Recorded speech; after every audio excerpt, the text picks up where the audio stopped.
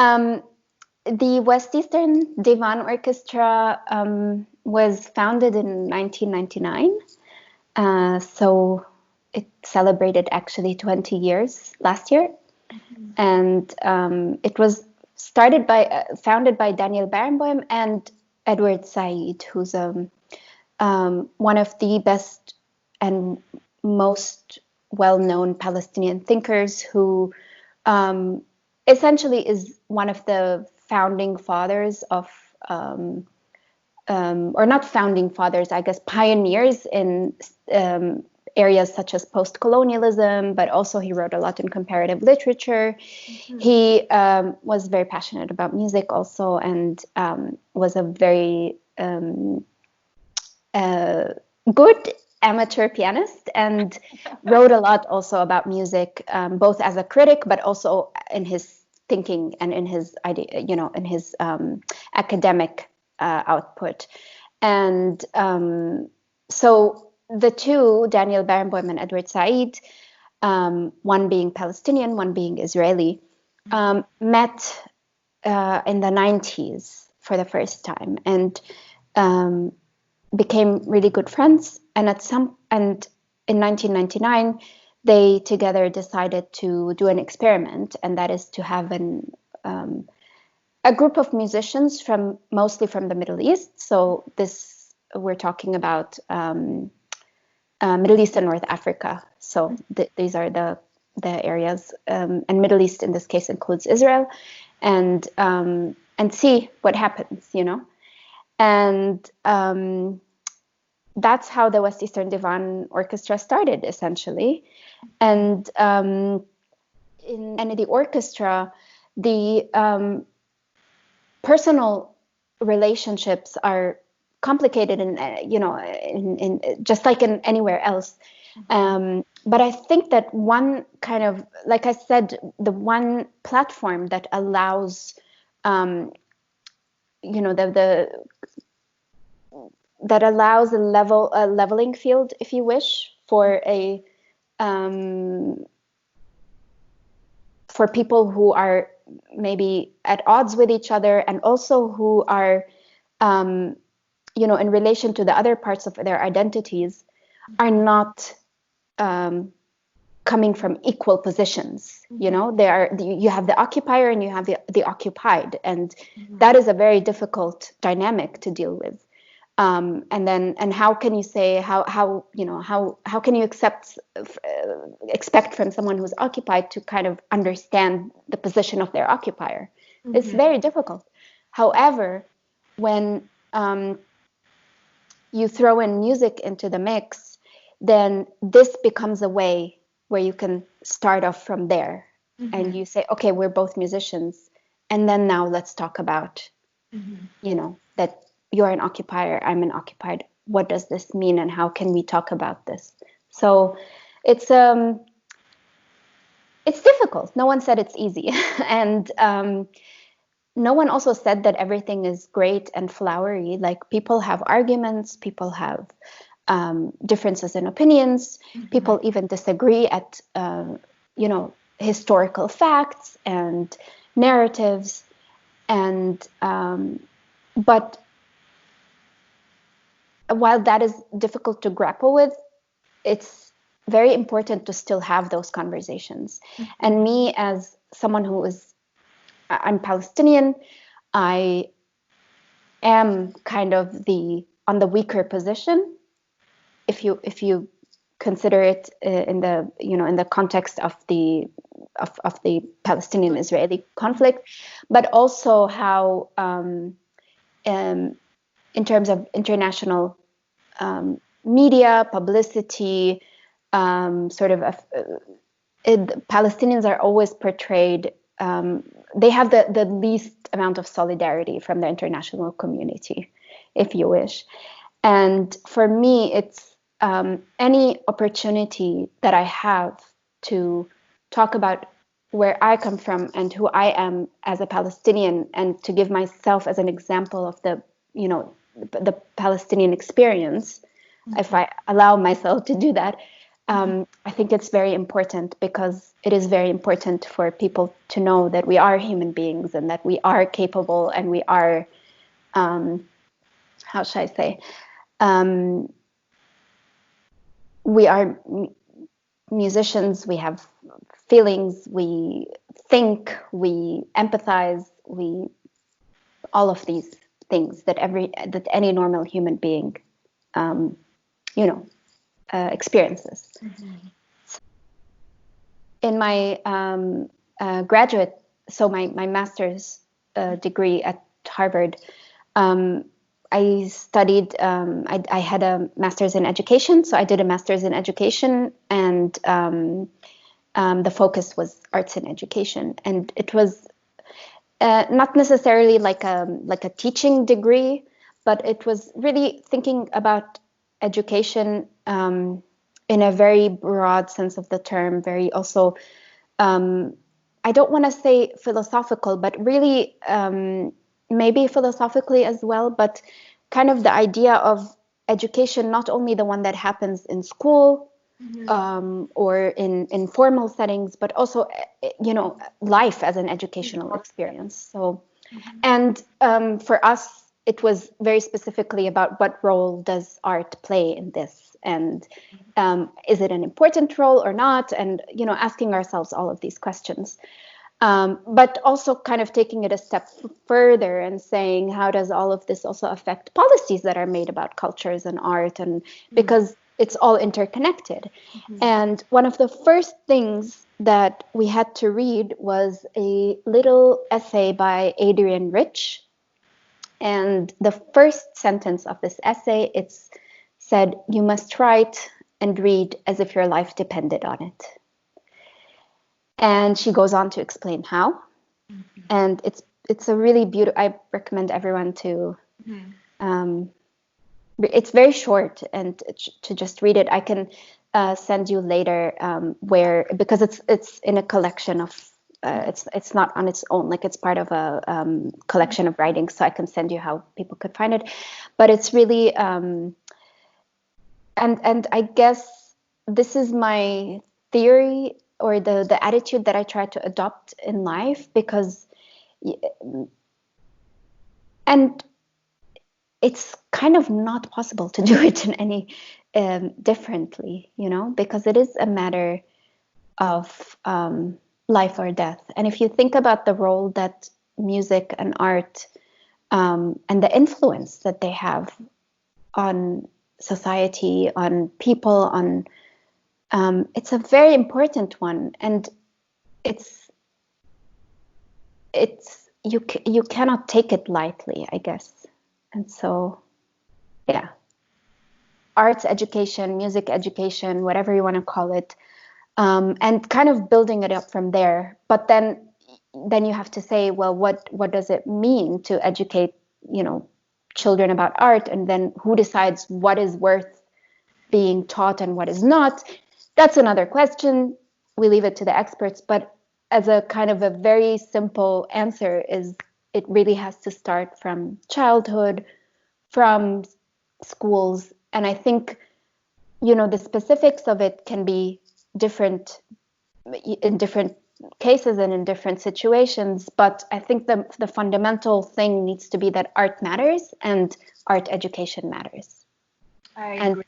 Yeah. So I would go from that, and then try to get at deeper levels and understand the complexities and the nuances and the how it actually looks like. But yeah. Yeah. It is a very very complicated situation, because it's not just about the artistic world, but it applies to the social structure and political decisions and so on and so forth. I do struggle a lot with the fact that somehow in our world, music world, specifically classic music world, the model still sort of is based on what was like maybe even 300 years ago. I mean, yes, maybe a lot of other things has been changed. We use more technology, or the way how we approach sort of like promotions or marketing. Yes, but still, we still heavily rely on the very sort of traditional way of sort of presenting concerts. Mm. And that, it, especially during difficult time, it made everything very challenging. Um, yeah, the solution obviously is through education, whether or not it's through support from government or, yeah, yeah, it is a very tricky things, and um, I've been thinking quite a lot about these things because I mean, obviously, I'm just an artist. There's not too much things I can contribute to sort of solve the problems, right?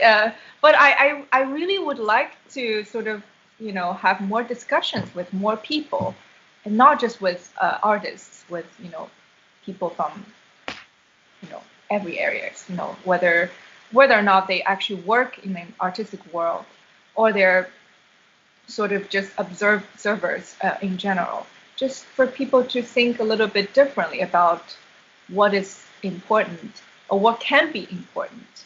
Um, and obviously, this is something that um, um, it takes time and takes, maybe some effort, not just from,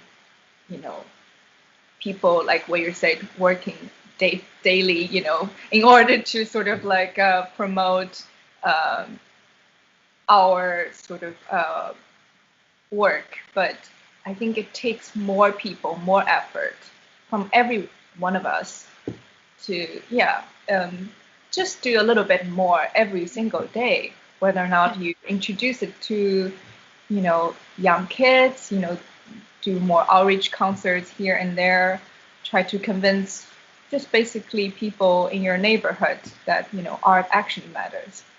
Mm. For sure. And I also think like your idea and what you said about,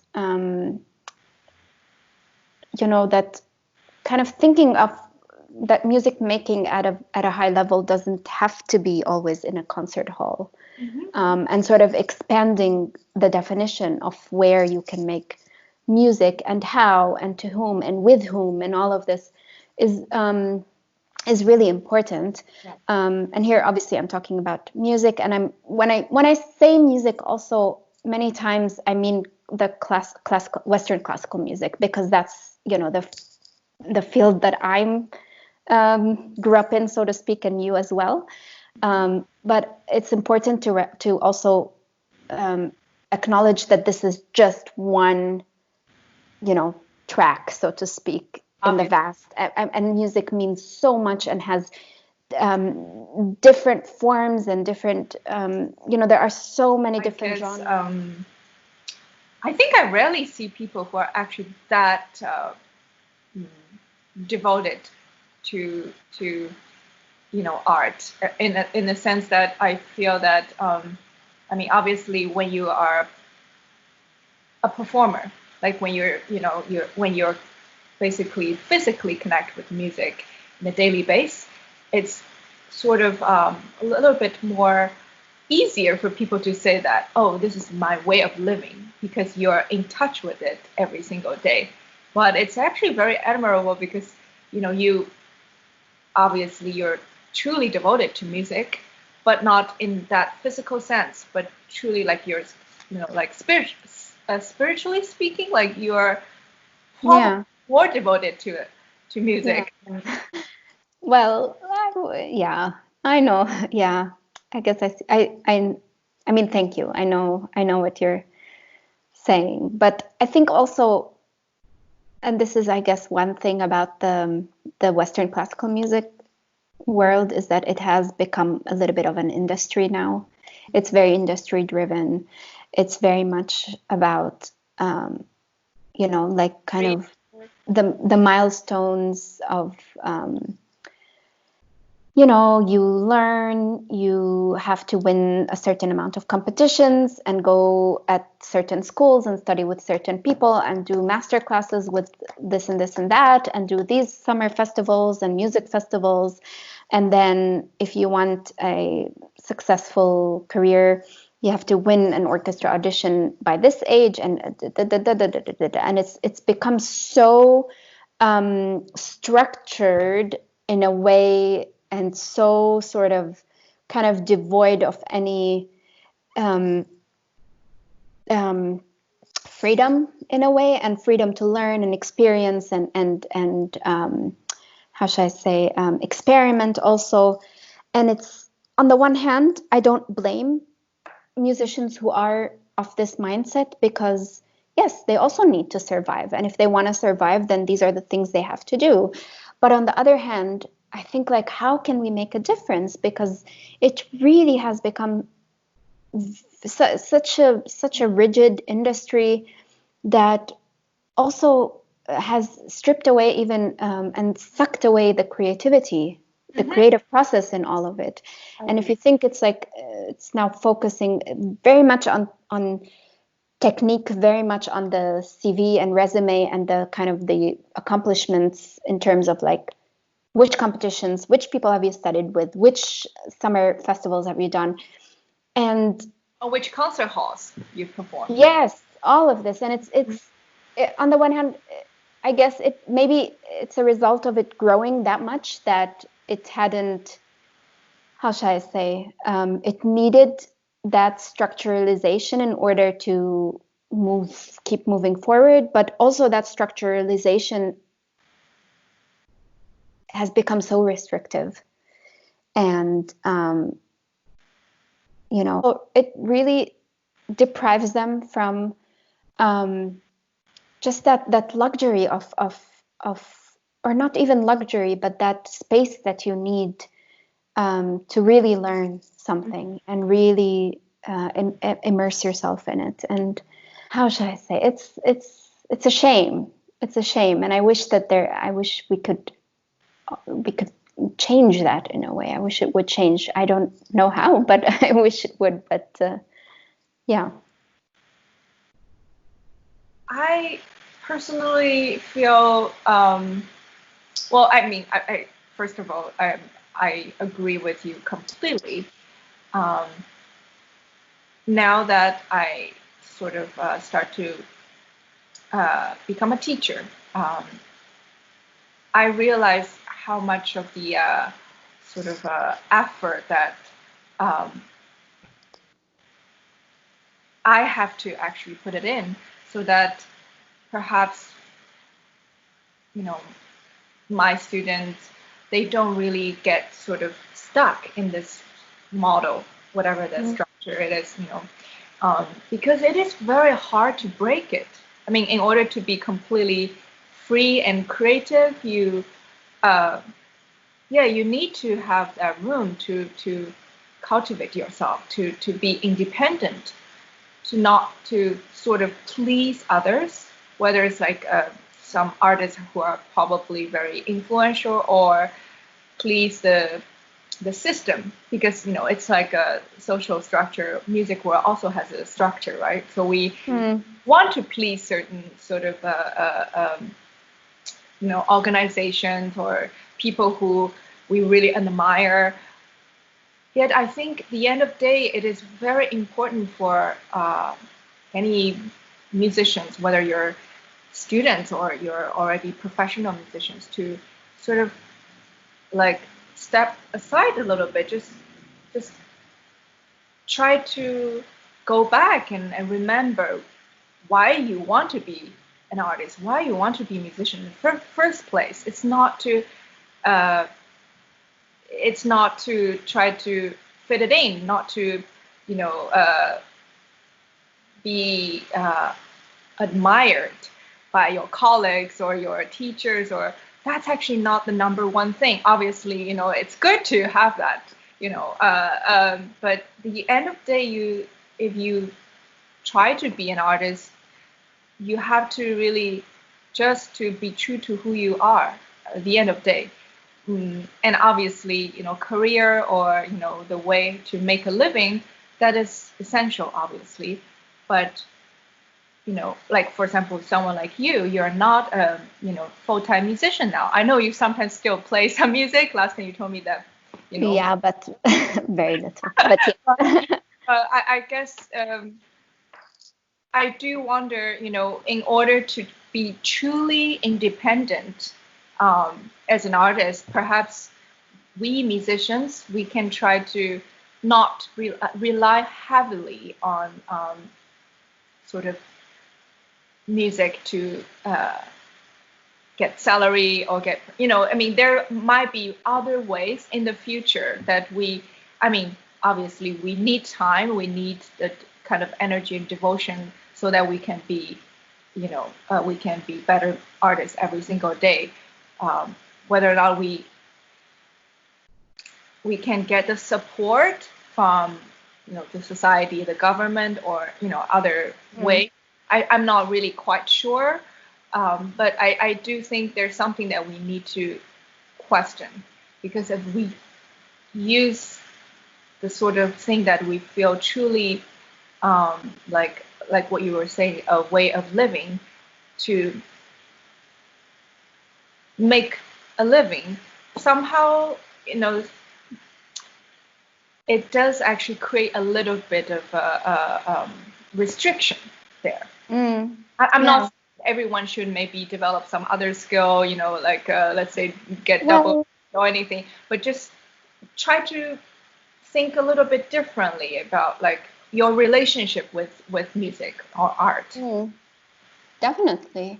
I mean, and I think that it's also important, like that's why I really enjoyed my experience at Bard. It's because it really made it a point to that we don't become very narrowly focused on music, but that we actually have to actually get another degree and explore what that means, and think about other subjects, and really learn about other subjects. And I think that a lifestyle is when when I guess when I say lifestyle is when what you do is so integrated in your life, but is not necessarily